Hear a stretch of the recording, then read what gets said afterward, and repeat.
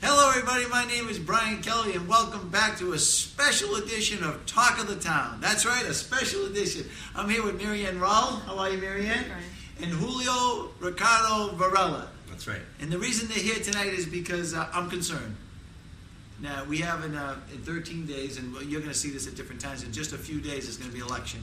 And you, the voters of Milton, have to decide whether to pass the tax initiative with a yes vote and not restore services to current levels, have them still at a reduced level, or to reduce services tremendously by voting no. And so I'm here, and I'm hoping that after you talk with these folks and listen to what they have to say, that you'll consider a yes vote. Not just consider it, but cast your yes vote on Monday, June 8th. So let's talk about what's going on. Julio and Marianne are part of, what's the group you're part of? It's Invest in Milton. It's what? Invest in Milton. Invest in Milton, okay. Yes, and we're in support of the override to help fund all of the town departments, the schools, the fire department, the police department, Parks and Recreation, senior services. All of the town budgets are in crisis right now without an override.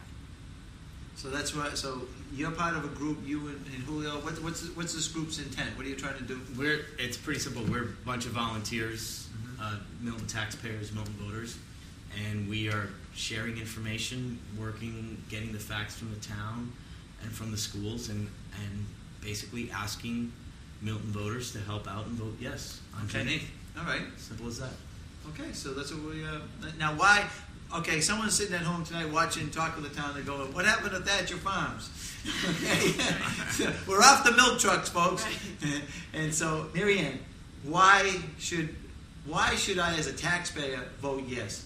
I mean, times are tough. You're hearing people saying, people work. They might have been out of work or whatever. Right. Why do I need to vote yes on this? Well, I think all town services will be are funded by our taxes, and we don't have enough money right now to fund the necessary services that we have from fiscal year '09. We will lose 5 policemen, we'll lose 5 firefighters, we'll lose 43 positions, or full-time equivalent positions in the school department, which will be 35 teachers. The class size for the grammar schools particularly will be incredibly large, maybe between 30 and 35. Is that a problem? It's a terrible problem. It's not good for kids for learning. It's a difficult group to manage. It will be too large of a group to manage really for teachers. The middle school will lose their team concept. We'll have Latin. What's the team concept? It's little groups. You're talking about at Pierce? At the Pierce, yeah. Okay. Little groups within the middle school, so that the middle schoolers who come in at grade 6 are leaving their own small grammar schools, and they move into the Pierce Middle School, but they kind of work in a smaller group, not the same 100 kids that they have come from either Glover or Cunningham or Collico or Tucker, but they're mixed with other kids and they're grouped together, so they have a small community within the larger community. So it's less intimidating and less fearful for this big change. Yes, yeah.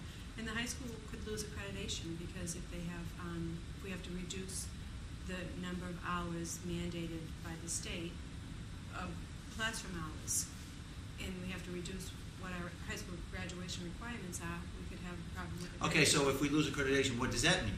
Well, who would want to buy a house in a town where the high school is not accredited? You kind of... How else does that impact the student? They might not be able to get the courses that they need to go to the right colleges that they're looking to go to. Does it impact them as far as merit scholarships and things like that? I would think so. So now what? Am I hearing you right? So you're saying if we pass this, we're going to have a better chance of our children doing well in school, right, and at least meeting the recommendations that the colleges want, and then they have a greater chance of getting merit scholarships, and so it can actually reduce the taxpayers' fee when they send their kids to college. Yes. So actually, they can make money It's a from win. this. It's a win. Why didn't you say that at the beginning? It's easy. I like simple. Julio, do you agree with that? Absolutely right. I agree with that. I think the points about public safety, the fact that you listen to Chief Wells, and if there's anyone more authoritative and more respectful in this, there's a lot of people in this town that are respectful and know what they're saying, but Chief Wells is a perfect example. I don't think Chief Wells is playing games right now. I don't think I think he's... Don't tell me. Tell the voters. Yeah, but I'm just... I'm talking to you. I want to talk to you. I don't think Chief Wells is playing games. I think he takes his job so seriously. Why would you, as a police chief, say, if my duty is to protect and serve the residents of Milton, that I'm going to now, well, this budget, this and that, and it's reality. I mean, they're going to have problems having, take the night patrols. You're going from 5 cruisers to 2. I mean, no matter how you look at it, no matter what opinion you might have about it, it's still going to be 5 cruisers. Well, as long as they're in my neighborhood. Well, I don't know if that's the case. I mean, maybe they'll be in your neighborhood. Well, like Lieutenant Cherry said, I mean, to take a sports analogy, we've been playing man-to-man defense. Now we're gonna have to go into the zone. And I don't like my chances in the zone defense in Milton. So I think that's one example. DPW. Everyone says, "Oh, curbside." Here they go again talking about curbside pickup.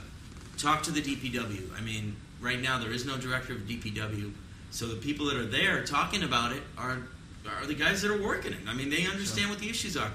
If you want to, you compare what you're putting into it to what you would have to pay privately. And I actually costed this out with a couple of landscaping companies, and I just said, "Can you just look at my yard, because I don't have a big yard. I mean, it still cost me $600 to $700 alone just to have my yard waste picked up and thrown away." So these are real things, and the town's been saying it, and we're just trying to just share the facts that we're getting from Town Administrator Murren, the selectmen, the warrant committee, the school committee, all the town heads. But you did a great job. I have to commend you. Thank you. I received this on my doorstep, and this is a brochure. Some of you might have received it, and if you didn't, you might want to contact. How do they contact your organization? We have a website. What's it called? It's www.investinmilton.org. Okay, and they can get this information off that website? Yes. It I don't think they'll see the flyer, but some of the information contained inside. Last year, your house earned $15,885. I'll make a deal with you. Just give me half of it right now. We'll call it even. Okay? But it's got some. I like it because it's simple. I'm a simple kind of guy, and it breaks it down that your home is the biggest investment. Now let me ask you a question. Have you ever heard in real estate? There's a saying in real estate that. Do you know the typical saying in real estate? What do people say about real estate? Oh, is it location? Everybody knows that. Location. I heard that Mr. DeWolf, I think he's retired now, he made a lot of money in the real estate business, but I believe he was quoted as saying, it's no longer location. It's schools. Is that unbelievable? Yeah. And so, how long have you lived in the town, Mary? We've been here 5 years. 5 years. Okay, so where did you come from? South Boston. No, you're supposed to say your mother. Come on. All right. So you came from South Boston. Right. The people at home, there's probably no one at home that came from South Boston living in Milton. Right, that's right. Except every other person in my neighborhood, okay? That's right. My street too. I call it South Boston light, okay? So you came from South Boston. Why did you look at Milton? Well, the schools were being built when we were looking, and our daughter was only 2 when we moved here. Well, we had schools. Right, but We were just I improving went to them. vote, I'm telling you, I went to vote at the Cunningham gym, Mhm. and I crossed the threshold, and I was afraid. What were you afraid of? Ghosts? Yes, it was falling apart, and that was just the gym. My daughter was Yes, at the old college, gym, of course, and they yes, had the yeah. termites were falling down. Yes, yeah, You know? that's what I've heard, and that kind of stuff. I kind of felt the teachers here must be excellent because. Well, before you walked across that threshold, Yeah. you hadn't bought here. Well, you weren't voting before you bought, were you? No. Okay, No. so because if you're working, you get some of your friends for this election. Okay, so tell us what you're looking for a home. So we decided to come to Milton because we thought that the schools were good. We liked the proximity. That was a perception that you received? Yes. How did you get that perception? Did you know somebody lived in Milton? Yes, we have some friends who live in Milton. And so you told them you were looking for a place? Yes, and they said, yeah, Milton has really good teachers. The schools need to be repaired. The schools were in bad condition because this is now 5 or 6 years ago. Okay. So the schools were in bad condition, but the kids were getting a good education because the teachers were very, very strong. Okay. So we decided to think of Milton. My husband used to travel a lot, so he was very close to the airport. We're, So location, proximity to the airport. Yeah. Okay. Still wanting to be close enough to Boston, and our parents were in the area, so we wanted to be relatively Close to family. Yes. Yeah. So that's why we decided on Milton. Yeah. And are you happy you made that decision? Very much so. Yes. Now you're a little concerned now? I am concerned because I have a first grader at the Cunningham school, and the school is beautiful. It's an absolutely beautiful building. We just don't have any teachers to come Well, if this doesn't if pass. this doesn't pass, yeah, and that's a very concerning issue. Right now, Anna is in first grade, and she had 26 children in her class in September. One girl transferred back to her kindergarten school. So there's 25 children in class, and that's a big class. Is there an aide? Her aide was pulled in March because we lost. So we've already made cutbacks. We've made a cutback So, in the class. so there was an aide with the Yeah. teacher. Now it's just the teacher. Yes, exactly. Yes. And does your daughter, is she a quick learner, or does she require a little extra attention? Some subjects she learns well, and other subjects she needs extra help. So it's So kind if of this a class balance. size grows, and Yes. if you have a child that Yeah. needs just a little bit more listening or a little more attentive to, how can a teacher do that well? I don't know how they can. I don't know how Most they teachers can. I talk to don't believe they No, can. I don't think so. Now, Julio, you have some children in the schools too? Yes, we've been living here since 2001. I have third grader. Well, why did you come to Milton? Oh, it's, I'm sorry to interrupt you, but my wife's originally from North Quincy, okay. and we lived in Brookline, Coolidge Corner, and obviously, like anyone, we just had a newborn in 2000, and we wanted to get out of the city because we were looking into to places with good schools. So schools was another issue. Yeah, but I'm also like a city guy, and I need to see the skyline, and that's why I love Milton, because Are you the guy that's always up at Granite Links wandering aimlessly? I'm not the one at Granite Links wandering aimlessly, but it's still close to public transportation. There are some stops in Milton. I'm 15 minutes away. I mean, just like your husband. So you use public transportation? Yeah, a lot? I use the T, Yep. and then I have to go to the airport. I also have to go to Route 128 to take trains, and that's 10 minutes away. So Okay. the location's big. We moved, and I'll be honest with you, I was like, yeah, whatever. We're just gonna move. I'm just a typical guy. I just do whatever. My Your wife wife says, tells like, you. we're going to Milton. I'm like, sure, we're going to Milton. Okay. But you know what? After 7 years, you see your kids grow. My daughter's a third grader in Collicott. My son would go into Collicott as a first grader next year, but because of the elementary school configurations, and here's a perfect example. I'm the incoming president of the Collicott PTO. Right. And in one of the scenarios with a non-contingent budget, my daughter would go to Cunningham, and my son would go to Tucker. Now, all the schools are great. Don't get me wrong. But you probably want your children But in I'm the like, same school. I'm the Collicott PTO. So, and then my daughter's in Cunningham, and my son's in Tucker, and I'm the Collicott PTO. So, I'd probably have to reshape things. But So right now, people really don't. So you as parents right now my children both will be in the high school next year. I know where they're going. But there are some parents that are watching this right now that really don't know. That's going to be a little anxious. But I also think the point that I just want to drive home because, we're talking about all these cuts and people are saying, oh, here we go again. No one's, let's call the bluff or let's teach people a lesson. We've already cut down to this is getting into the marrow. Talk to the Warren Committee, talk to the selectmen, talk to the police chief, talk to the school superintendents. Just give them a call, send them an email. Even if you're undecided the day before, just don't take it from us. I mean, we're just a bunch of Right, you're trying to residents. disseminate information so people can make an educated Exactly. So decision. it's not like Right. there's a scare tactic here going on. These are real things that are happening. What are some of the things you're hearing? Have you been calling voters? Yes, we have. What are some of the objections that you've been hearing from voters? And again, I say this respectfully, Sure. and this is a free country, and everyone has an Okay, opinion. well, so what is the objection? But I think the whole issue of the economic times. Sure, that's okay, number people one, are which is- hurting. People Okay. are hurting. Yeah. Beacon Hill and Washington aren't helping us. Okay. Because those are the things where it's like I want to stick it to. I understand. Like, you know what I mean? And And what then else have you heard? The teachers union is another thing that we've heard about. Oh, I think you wanted to say something about that. Thank Yeah. you. Julio. So Yeah. tell us about, you've heard the same issues about, okay. A lot of people are concerned that the teachers' union is having a pay increase for the teachers of the coming year. But that is our contractual obligation as a town to pay the Now teachers. speak up. You talk so softly. I blasted people out. They're doing this with the volume, up and down with the volume. So go ahead. The teachers will be getting a raise with this contract, and it's something that we have a 3-year contract with the teachers, a 4-year contract, and we're in the 2nd year of this contract, so that we as a town are obligated to pay the tax increase. We have asked for the union management to consider holding on the increase, but it wasn't decided by the teachers. And so now 33 teachers have already received their layoff notices. They were notified on May 1st. And the teachers that will lose their job are the lowest, the Oh, least we don't experienced get teachers. rid of the ones that we don't like. No, it's a seniority system. It's a seniority system. So the younger, less, So the less expensive- experienced, less expensive, less expensive exactly. ones. The less expensive teachers are the ones that are gone, and all of the teachers in Milton are great. And I feel Well, personally. no, wait. Now, they're not all great. Most of them are pretty good, but you know we're not perfect. There are some teachers that are, Of course. I don't want these people to think Well, that it's no, all, yeah, we don't live in utopia. Right, here. of course. But I feel personally that the teachers in Milton can work anywhere in the town, anywhere in our state.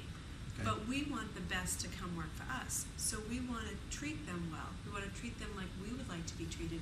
So to offer them the pay increase because they have been doing an excellent job Mhm. is really not, it's not bad.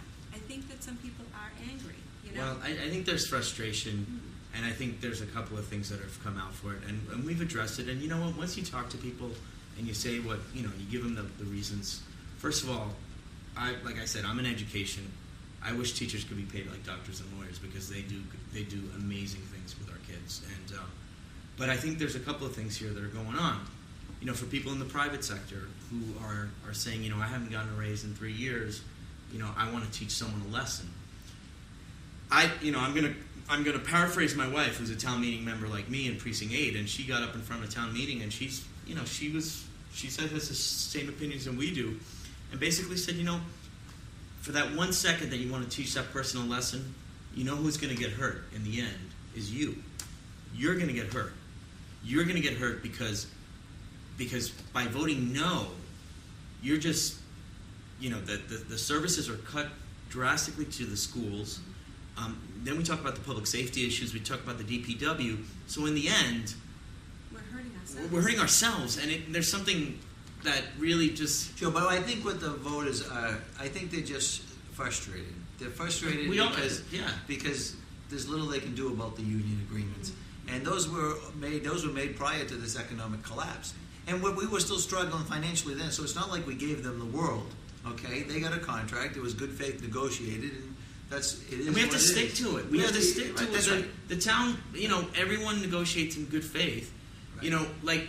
I think one of the points that I hear people say, it's like when times are good, no one's talking about union negotiations. But then when there's a big challenge, it's like let's blame the public sector for our problems. Sure. And I think that can only go so far. Sure. When you have to look at, you really have to take a bird's eye view and go, okay, why do I live in this town? Look at the big picture. And I know that's very hard for people to do. But like Brian, I mean, April 15th I got laid off. Sure. April 15th. So if you can send some donations, we'll leave his home address there. But you know what I'm saying? Yeah. I'm a taxpayer. Great. I'm a resident. But in the end, I'm trying to make ends meet. But the most important thing for me right now is my home and my family. Sure. And this is why I'm doing this. So we gotta keep it in perspective that it is what it is, and you gotta invest in your home. And your house is your biggest asset. And the real estate values haven't dropped tremendously in Milton. Matter of fact, they've held very well. A good friend of mine bought a house in Henderson, Nevada, and I mean it's like a ghost town. And I have another friend that bought a house in Milton like 3 years ago, and he has to move because his job is relocating him to New York City, and he expects to get his money back plus some.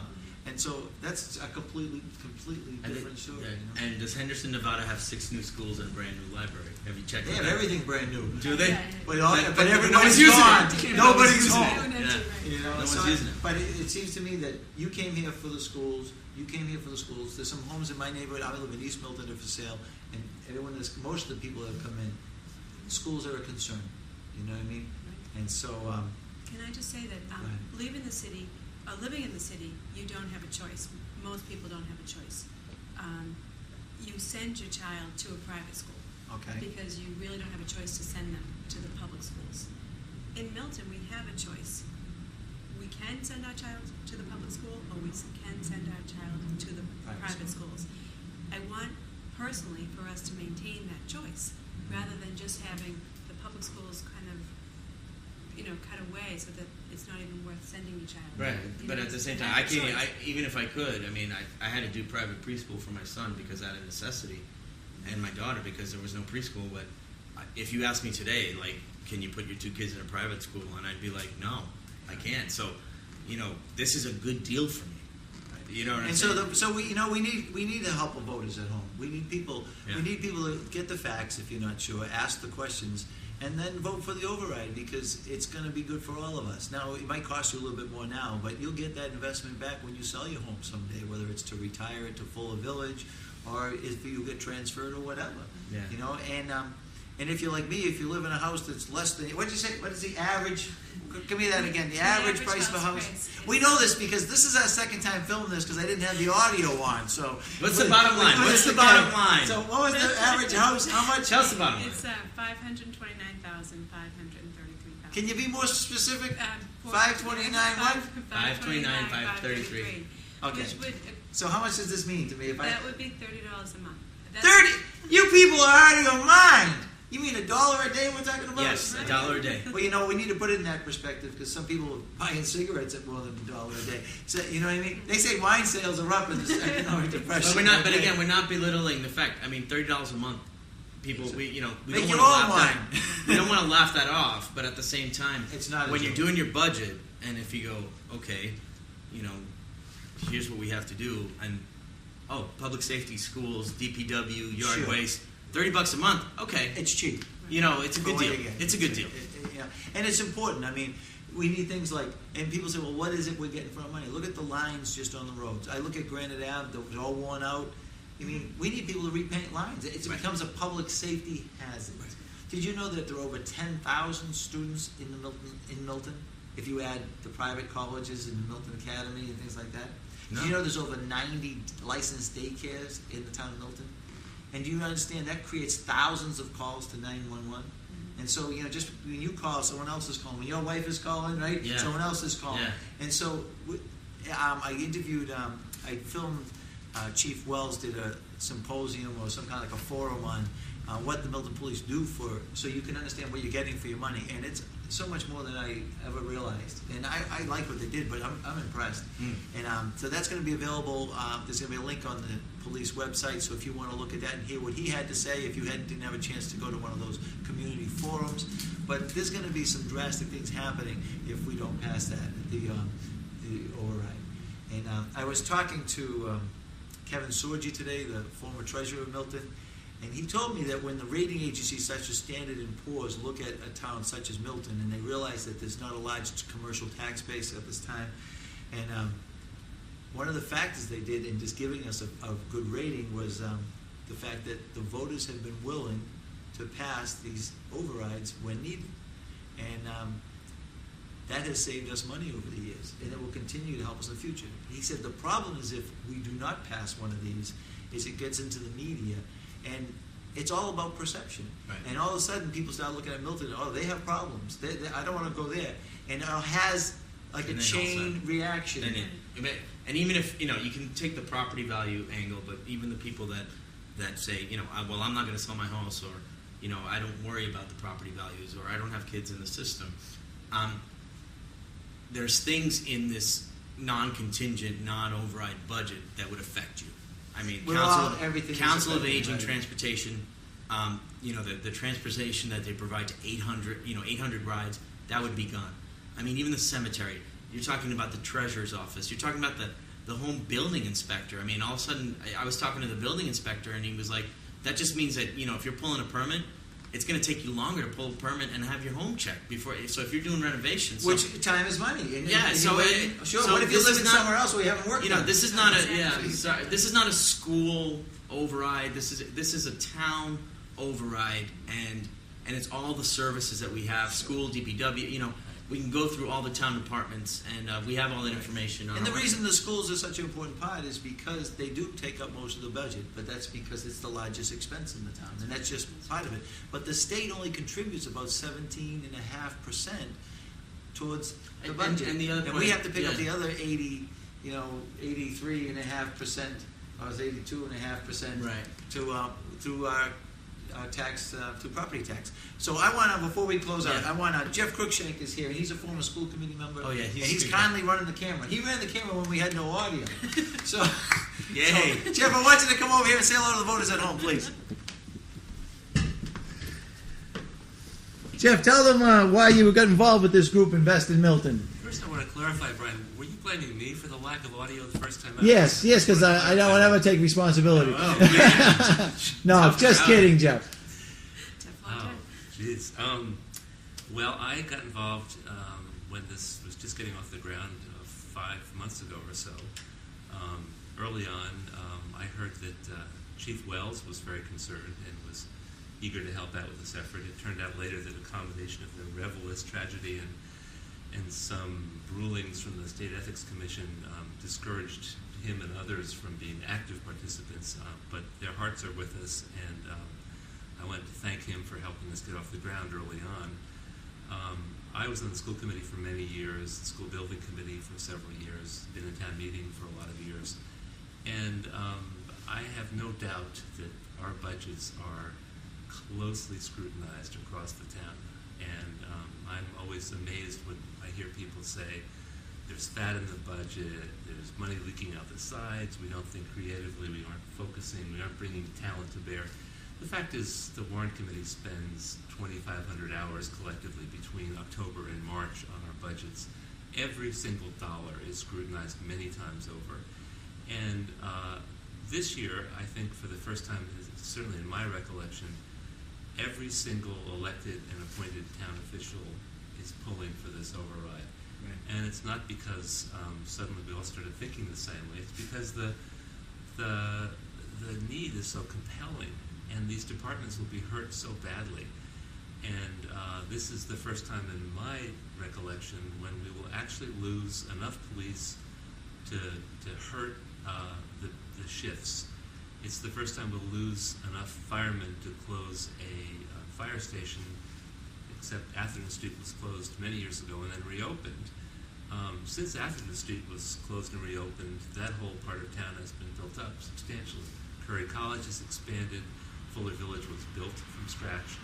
So look at Milton Academy has grown. Milton Academy has grown. So I've been in a discussion with the gentleman up on that side of town who's opposed to any sort of taxes as far as I can see it.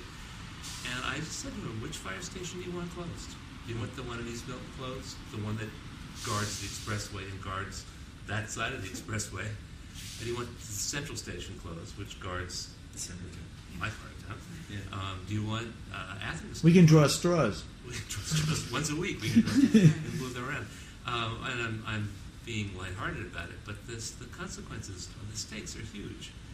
And I can remember when I was in the school committee in the last century, as maybe you would put it, Leo.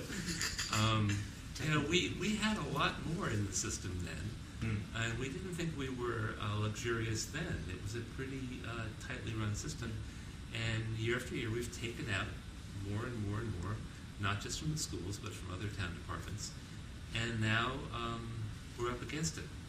And I think people watching this should understand that the quality of life in Milton will decline dramatically if we don't pass this override. It will look shabbier, it will feel shabbier, and response times will be slower, and the parks will be shabbier, and as Julio said, the Council on Aging will cut back on its transportation for seniors. Every department you can point to will be hurt, and they'll make do, but it won't be the same town. So that's why I'm motivated, and I'm thrilled to have these young people working with me, and all the people that they represent and have brought with them. I mean, it's hundreds of people working really hard, and we're lucky to have them. Well, Jeff, thank you. Mary Ann, thank you. Thank you very much, Brian. It was a pleasure having you on Talk to the Town. Julio, Thank Ricardo, Varela. Thank you very much. You guys say with the roll, Varela? That's right. Just like Puerto Rico. Puerto Rico. So, folks, keeping it simple, this was a special edition of Talk of the Town. It is what it is. We need your help. We need to come together. It's not easy, but it's more important than ever that we do what we need to do to sacrifice to make this happen. So on June 8th, Monday, we need you to go to the polls, we need you to vote, and we need you to help save this town. And it's not a joke. And you can do it. And we can continue to live in a great community. And it's not perfect. Schools aren't perfect. The town's not perfect. Nothing's perfect. But you know what? I found it to be a wonderful community to live in because of people like you. I've met a lot of nice people through Talk of the Town. And it's just an awesome community, and it's people like you that make the decision to go and put their dollars on the line and invest in their home, in their community, in their town, that are going to make the difference. So I hope that you'll join me, join my guests here, join Mr. Cruikshank in voting yes on June 8th. And I appreciate you for watching Talk of the Town. Thank you very much.